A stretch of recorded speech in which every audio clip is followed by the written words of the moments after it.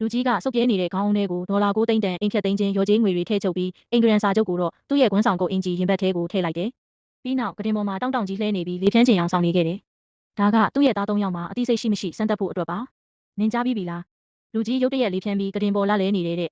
ဟဲအခုတော့စိတ်ဝင်စားဖို့ကောင်းလာပြီ။လူကြီးကဘဝမှာပင်ပန်းဆင်းရဲခဲ့ရတာသူမျှော်လင့်တာကသူ့သားတွေသူ့ပေါ်လေးစားမှုလေးပြသဖို့ပါပဲ။ကားတောင်ကောင်းကောင်းမရက်ရသေးခင်မှာပဲသူ့ရဲ့သားအကြီးဆုံးကကားပေါ်ကဝုန်းကနေဆင်းပြီးအထဲကိုပြေးဝင်သွားတယ်။သူဟာကတင်ပေါ်မှာမလုံမရှက်လဲနေတဲ့လူကြီးကိုကြည့်တောင်မကြည့်ဘူး။အဲ့ဒီအစားတကားနာကအိမ်နီးနားချင်းကိုဆွဲကင်ပြီးမေးခွန်းထုတ်တော့တယ်။ငါ့ဖေရဲ့အိမ်ဖြတ်သိမ်းတဲ့ရော်ကြေးငွေတွေပဲမှာလဲ။သူကြိုပြီးလွှဲထားလိုက်တာလားကျွန်တော်ဘာမှမသိပါဘူး။သားအကြီးဆုံးကတော့လက်မလျှော့ခဲ့ဘူး။သူအိတ်ခမ်းထဲကိုဝုန်းတိုင်းကျဲဝင်သွားပြီးလူကြီးအသက်ရှူနေသေးလားစစ်ဆေးတယ်။အသက်ရှိသေးမှန်းတေချာသွားတဲ့အခါမှာတော့သူ့မျက်နှာမှာစိတ်ပြက်အလိုမကျတဲ့ပုံစံဖြစ်နေတယ်။ပြီးတော့အခန်းလုံးကိုလိုက်လံမှွေနှောက်ရှာဖွေတော့တယ်။ဘီရိုတစ်တာနဲ့ကတင်ပေးစပွဲခုံတွေအားလုံးကိုမှောက်လန့်ပစ်လိုက်ပြီးအဝတ်စားတွေနဲ့အမိုက်တွေကိုကျန်းပြင်ပေါ်ပြန်ကျဲသွားစေခဲ့တယ်။ငွေနှောက်ရှာမနေနဲ့ဦးသူမသေးသေးဘူး။အခုပတ်စံယူရင်တိတာလွန်လိမ့်မယ်။ဘသူမှမရှိတဲ့အချိန်ထိစောင့်ဦးသားအကြီးဆုံးကနှာခေါင်းရှုံးလိုက်ပြီးလူကြီးရဲ့ခေါင်းကိုစူးစိုက်ကြည့်တယ်။ပတ်စံကဒီထဲမှာပဲဝတ်ထားတာနေမှာသူ့ကိုစောင့်ကြည့်ထား။သူအသက်ပြောက်တာနဲ့ငါတို့ချက်ချင်းယူကြမယ်။လင်မယား2ယောက်စလုံးကတင်ပေးမှရှိနေကြပေမဲ့သူ့အတွက်ရေတစ်ခွက်တောင်မတိုက်တလို့ဆေးရုံပို့ဖို့လဲဘသူ့ကိုမှမခေါ်ခဲ့ကြဘူး။အချိန်လုံးမှာသူတို့ဟာပတ်စံဝတ်ထားနိုင်မဲ့နေရာတွေကိုပ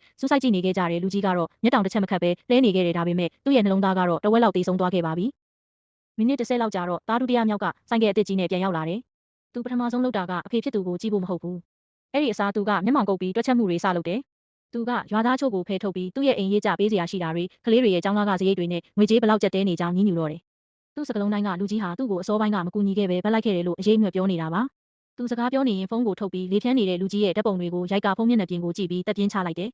လူတွေကသူဝမ်းနီးပက်လက်ဖြစ်နေတယ်လို့ထင်ခဲ့ကြပေမဲ့သူ့ရဲ့လူမှုကွန်ရက်ပေါ်မှာစာသားတစ်ခုနဲ့အတူ post တင်လိုက်တာကိုမြင်လိုက်ရတယ်။စာသားကတော့ကျွန်တော်အဖေကိုစိတ်ရောကိုယ်ပါအကောင်းဆုံးပြုစုစောင့်ရှောက်ပေးနေပါတယ်။ကျမ်းမာရေးအမြန်ဆုံးကောင်းမွန်ပါစေဆိုပြီးဆုတောင်းတဲ့ emoji 3 ခုနဲ့အတူပေါ့။ post တင်ပြီးတာနဲ့သားဒုတိယမြောက်ကသူ့အဝတ်စားတွေကိုဖုံခါလိုက်ပြီးအိမ်နီးနားချင်းတွေကိုရင်ရင်ကျေးကျေးနှုတ်ဆက်ကဆိုင်ကယ်စီးပြီးထွက်သွားဖို့ပြင်နေ။တယောက်ယောက်ကသူ့ကိုနေခဲ့ပြီးအဖေအိုကြီးကိုပြုစုဖို့ပြောတဲ့အခါသူကဆိုင်မှာအလုပ်တွေအရန်ရှုံနေလို့ပါဆိုပြီးလက်ခါပြကမျက်စိတမိတ်အတွင်းပျောက်ကွယ်သွားခဲ့တယ်။လူကြီးကတော့အရာအလုံးကိုတိတ်တဆိတ်နားထောင်နေခဲ့တယ်။သူ့နှလုံးသားထဲကနောက်ဆုံးကြံရှိနေတဲ့နှွေးထွေးမှုလေးပါလုံးဝဥတုံတေဆုံးသွားခဲ့ပါပြီ။သူဟာသား3ယောက်ကိုပြုစုပြောထောင်ဖို့တဘဝလုံးပင်ပန်းပန်းလုပ်ကင်ခဲ့ရတာအဆုံးသတ်မှာတော့ပတ်စံပဲမတ်တဲ့ကျေးဇူးမတိတတ်တဲ့သားမိုက်2ယောက်ကိုပဲရရှိခဲ့တယ်။အိမ်နီးနားချင်းတွေကခေါင်းခါပြီးတက်ပြင်းချနေကြတော့မှပဲတတိယမြောက်သားငယ်လေးအပြေးလွှားရောက်လာခဲ့တယ်။လွန်ခဲ့တဲ့နှစ်တွေကမိသားစုအကျွေးတွေဆက်နိုင်ဖို့အတွက်သူ့အလုပ်ယုံမှာအလုပ်လုပ်ရင်းခါထိခိုက်ဒဏ်ရာရခဲ့တာပါ။သူ့ရဲ့ခါဒဏ်ရာကခဏခဏပြန်ထနေတာကြောင့်သူအလေးပင်လုပ်တွေမလုပ်နိုင်ရှာဘူး။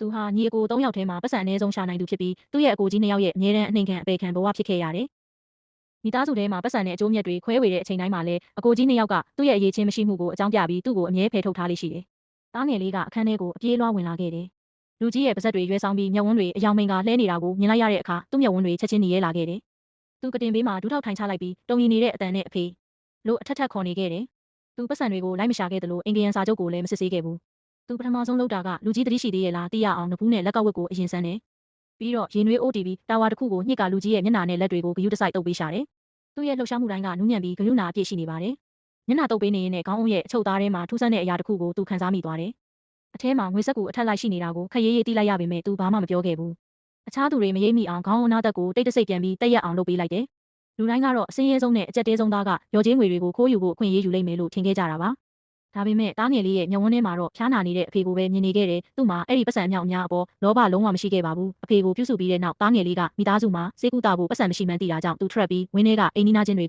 ိုရိုရိုသေးသေးဥညွှတ်လိုက်တယ်။သူ့မျက်နှာလေးညင်ညမ်းပြီးအားနာယိုကျိုးစွာနဲ့ပဲအဖေစေကူတာဖို့ပတ်စံအချို့ဝိုင်းဝန်းကူညီပေးကြပါရန်တောင်းပန်ရှာတယ်။သူ့အလုပ်ကျမ်းပဲလုပ်ရတဖြည်းဖြည်းပြန်ဆက်ပါမယ်လို့ပြောပါတယ်။သူ့ရဲ့စစ်မှန်တဲ့သားကောင်းပီသားမှုကိုမြင်တွေ့ရတဲ့အခါအိမ်နီးနားချင်းအားလုံးကပတ်စံတွေထုတ်ပြီးကူညီကြတော့တယ်။မကြခင်မှာပဲသူတို့ဒေါ်လာ3000ကျော်ရရှိခဲ့တယ်။သားငယ်လေးကပတ်စံတွေကိုတေးသေးချာချာသိမ်းဆည်းပြီးသုံးပြီးလက်တွန်းလဲတစ်စီးကိုရှာကအပေါ်ကဝန်းဆောင်ထူကြီးခင်းလိုက်တယ်ပြီးတော့လူကြီးကိုမြို့နယ်စေယုံကိုချက်ချင်းခေါ်သွားဖို့ပြင်ဆင်တော့တယ်ဒါပေမဲ့သူလဲကိုခြံဝင်းတကားဝအထိတွန်းယုံမရှိသေးတယ်ညီလေးနင်းဖေကိုဘယ်ခေါ်သွားမလို့လဲတားအကြီးဆုံးကသုံးပြီးလဲကိုပိတ်ရက်ပြီးပေးမထွက်ပဲတားစီးကခါထောက်ပြီးအော်ဟစ်ဆဲဆိုတော့တယ်နင်းတကယ်ပဲဘာရီကြံစီနေတာလဲနင်းအဖေကိုခေါ်သွားပြီးအိမ်ထဲကဒေါ်လာ9 သိန်းနဲ့အိမ်ကိုပါတယောက်တည်းဝါမျိုးမလို့မဟုတ်လားဒါနင်းမဲဖြစ်ရမယ်နင်းကအစင်းရဲဆုံးလေနေမိသားစုပတ်စံကိုမျက်စိကျနေတာနှစ်တွေကြာပြီးဒီနေ့အဖေကိုခေါ်သွားဖို့လုံးဝမစင်စားနဲ့ဒီအပိုင်းမှာတော့အင်မမက်တဲ့သား2ယောက်ကိုဘယ်လိုလုပ်မလဲဆုံးတဲ့အထိကြည့်သွားကြပါနော်။သားကြီး2ယောက်ကလမ်းကိုနှစ်ဖက်ညက်ပိတ်ထားပြီးစကလုံးတိုင်းနဲ့သူ့ကိုမဟုတ်မမှန်ဆွဆွဲပုတ်ခတ်ကတတိယမြောက်သားကိုပတ်စံနဲ့အင်္ဂယံအပ်ဖို့အတင်းကျပ်ဖိအားပေးနေကြပါတယ်။ညီအကို3ယောက်ဆက်လက်ညှင်းခုန်နေပြီးအိမ်နီးနားချင်းတွေတိုးပြောနေကြတော့မှပဲကျေးရွာလူကြီးဟာရွာကရာရှိ2ယောက်နဲ့အတူဝင်းထဲကိုလမ်းလျှောက်ဝင်လာခဲ့ပါတယ်။လူကြီးဟာနေမကောင်းဟန်ဆောင်နေခဲ့တာပါဘာလို့လဲဆိုတော့သူ့ရဲ့သားကြီး2ယောက်အကြောင်းကိုသူကြိုသိမြင်ပြီးသားမို့လို့ပါ။သူကကျေးရွာလူကြီးထံကိုမှတ်တမ်းအားလုံးနဲ့နှစ်အတော်ကြာအောင်သားကြီး2ယောက်သူ့စီကနေတိတ်တဆိတ်ယူသွားတဲ့ပတ်စံတွေပြသထားတဲ့လက်မှတ်ထိုးထားတဲ့စာရွက်စာတမ်းတွေကိုအနှံခဲ့ပါတယ် ဒီနေ့လူတိုင်းရဲ့ရှေ့မှာအမှန်တရားကိုဖွင့်ချနိုင်ဖို့သူဒီလိုလုပ်ခဲ့တာပါကျေးရွာလူကြီးကစာရွက်စာတမ်းတွေကိုမြှောက်ပြပြီးတရွာလုံးကြားအောင်အတန်ကျဲကျဲနဲ့ဖတ်ပြခဲ့ပါတယ်နှစ်တွေတလျှောက်သားအကြီးဆုံးဟာလူကြီးရဲ့စုဆောင်းငွေတွေစိုက်ပျိုးရေးထောက်ပံ့ကြေးတွေနဲ့တင်းနံရော်ကြေးငွေစုစုပေါင်းဒေါ်လာ2,800,000ကိုတိတ်တဆိတ်ယူခဲ့ပါတယ်ဒုတိယသားကတော့အဖိုးအိုကိုပြုစုစောင့်ရှောက်တယ်ဆိုတဲ့စင်ကြေကိုသုံးပြီးအဖိုးအိုရဲ့ခံစား권တွေကိုနှစ်တော်ကြာအောင်ထုတ်ယူခဲ့ပြီးမိသားစုရဲ့အိမ်ငှားရမ်းခဝင်ငွေစုစုပေါင်းဒေါ်လာ1,200,000ကိုတိတ်တဆိတ်အသုံးချခဲ့ပါတယ်ပမာဏတိုင်းမှာလက်မှတ်တွေနဲ့မှတ်တမ်းတွေရှိနေပြီးတက်တွေကငင်းကွယ်လို့မရနိုင်ပါဘူးလူကြီးမှာအိမ်ဖြတ်သိမ်းမှုအတွက်ရော်ကြေးငွေအများကြီးရတယ်ဆိုတာကိုပဲလူတိုင်းကသိကြတာပါဒါပေမဲ့သူ့ရဲ့ကိုယ်ပိုင်သားနှစ်ယောက်ကသူ့ကိုနှစ်အတော်ကြာအောင်ငွေညှစ်ခဲ့တာကိုတော့ဘယ်သူမှမသိခဲ့ကြပါဘူးသူတို့ဟာသားသမီးချင်းဝတ်ပြက်ကွက်ယုံနေမကပဲတစ်ချိန်လုံးသူတို့ရဲ့အဖေအိုပေါ်မတမာကြံစီစောင့်ကြည့်နေခဲ့ကြတာပါစာရွက်စာတမ်းတွေကိုဖတ်ပြပြီးတဲ့နောက်လူထုအားလုံးပေါ်လောရိုက်သွားပြီးသားကြီးနဲ့သားလက်တို့ဟာချက်ချင်းမျက်နှာပြတ်သွေးဆုပ်သွားကြပါတယ်သူတို့ခြေထောက်တွေမခိုင်တော့ပဲဆက်ပြီးမောက်မနေနိုင်ကြတော့ပါဘူးသူတို့ခေါင်းမထားကြပြီးဘသူ့ကိုမှမကြည့်ရဲလောက်အောင်ရှက်ရွံ့နေကြပါတယ်ဒါပေမဲ့ခိုင်လုံတဲ့တက်တွေရှိနေတာတော့မှသားကြီးဆုံးကတော့ဝန်ခံဖို့ညှင်းဆန်နေတော့မှာပဲဒီပတ်စံတွေဟာသူ့အဖေကလိုလိုလားလားပေးခဲ့တာဖြစ်ပြီးအိမ်ဖြတ်သိမ်းမှုရော်ကြေးငွေနဲ့အိမ်ဟာတတိယမြောက်သားမဟုတ်ပဲသူတို့နဲ့ပဲဆိုင်တင်တယ်လို့ဇွန်ငင်းကုန်နေပါတယ်အဲ့ဒီအချိန်မှာပဲဇင်ခံကားတစ်စီးဝင်းပြင်ဘက်မှာဆိုက်ရောက်လာပြီးခြံဝင်းတကားဝမှာတင်းငိမ်စွာရပ်တန့်လိုက်ပါတယ်ဝက်ကောင်းစားလာဝစ်ဆင်ထားပြီးတင်းငိမ်တဲ့ပုံစံရှိတဲ့လူလက်ပိုင်းမျိုးသားတအူကားပေါ်ကဆင်းလာပြီးဝင်းထဲကိုအမြန်ရှောက်ဝင်လာပါတယ်လွန်ခဲ့တဲ့နှစ်ဆက်ကမုံတိုင်းထန်တဲ့ညတညမှာလူကြီးဟာရွာဝင်ဝမှာလမ်းပြောင်းနေတဲ့ကောင်လေးတစ်ယောက်ကိုတွေ့ရှိခဲ့ပါတယ်ကလေးငယ်ဟာတကူလုံးရွှဲရွှဲဆိုနေပြီးအဖျားတွေတက်နေခဲ့ပါတယ်သူ့ရဲ့မိဘတွေကတော့အလုတ်သွားလို့ရင်လမ်းခွဲပြတ်တောက်သွားခဲ့တာပါဘယ်သူမှသူ့ကိုခေါ်မထားရဲကြပါဘူးလူကြီးဟာမိမိသားစုဘလောက်ပဲစင်းရဲနွမ်းပါစေဂရုမစိုက်ပဲအဲ့ဒီညမှာပဲကလေးကိုစေကူတာမှုခံယူနိုင်ဖို့ပွေ့ချီသွားခဲ့ပါတယ်ပြီးတော့သူ့မိသားစုလာမရှာခင်အထိကလေးကိုခွဲခြားမှုမရှိပဲအလကား6လကြာပြုစုစောင့်ရှောက်ပေးခဲ့ပါတယ်ကောင်လေးမထွက်ခွာခင်မှာဦးလူဟာတပြားတစ်ချက်မှမယူခဲ့ပါဘူးသူ့အိမ်မှာကြံရှိတဲ့တခုတည်းသောဆန်နဲ့ဂျုံမှုတွေကိုတောင်ကလေးကိုပေးလိုက်ပါသေးတယ်လူလက်ပိုင်းမျိုးသားဝင်လာတာနဲ့တပြိုင်နက်သူဟာသုံးမေးဆိုင်ကရှိမှတိုက်ရိုက်တူးထောက်ပြီးလူကြီးကိုကြည့်ကငိုကြွေးလိုက်ပါတယ်လူကြီးကျွန်တော်ရှောင်ယူပါအဲ့ဒီတုန်းကဥကဲတင်ခဲ့တဲ့ကောင်လေးလေးကျေးဇူးဆက်ဖို့ပြန်လာတာပါဆိုတော့တရွာလုံးစွန့်သွားကြပါတယ်ဒီဇလန်းဟောင်းကိုဘယ်သူမှမမှတ်မိကြတော့သလိုသားကြီးနဲ့သားလက်တို့တောင်လုံးဝဝေခွဲမရဖြစ်နေကြပါတယ်ရှောင်ယူကမတ်တက်ရက်ပြီးသူ့ရဲ့လက်ဆွဲအိတ်ကိုဖွင့်လိုက်ကဘန်ကတ်တစ်ခုနဲ့ထောက်ပံ့မှုသဘောတူစာချုပ်ကိုထုတ်ယူလိုက်ပါတယ်အဲ့ဒီတုန်းကဦးတာကျွန်တော်အသက်ကိုမကယ်ခဲ့ရင်ကျွန်တော်လွန်ခဲ့တဲ့အချိန်ကလေးကတေဆုံးသွားလောက်ပါပြီအခုကျွန်တော်ရဲ့အလုပ်ကိုင်ကတည်ငြိမ်နေပါပြီဒီကက်ထဲမှာဒေါ်လာ1 သန်းရှိပါတယ်ဒါကဦးကိုရိုတေကာရောပြုဖို့ကျွန်တော်ရဲ့လက်ဆောင်ပါအခုကစပြီးဦးရဲ့ငိမ့်စားယူခွင့်နဲ့စေဝါကုန်ကြစရိတ်အားလုံးကိုကျွန်တော်တာဝန်ယူပါမယ်ဦးရဲ့သား3ယောက်ကတပြားမှစိုက်ထုတ်စရာမလိုပါဘူးလို့ပြောလိုက်ပါတယ်လူကြီးဟာအသက်ကြီးလာတဲ့အခါမိကိုအားထားရမယ့်သူမရှိပဲသူ့ရဲ့သား3ယောက်ကိုပဲအားကိုးရလိမ့်မယ်လို့လူတိုင်းကထင်ခဲ့ကြတာပါဒါပေမဲ့သူစိုက်ပျိုးခဲ့တဲ့ကောင်းမှုကကျေးဇူးရှင်တယောက်ကိုမိုင်းမောင်းများစွာဝေးကွာတဲ့နေရာကနေပြန်လဲခေါ်ဆောင်လာလိမ့်မယ်လို့ညီသူမှမမျှော်လင့်ထားခဲ့ကြပါဘူး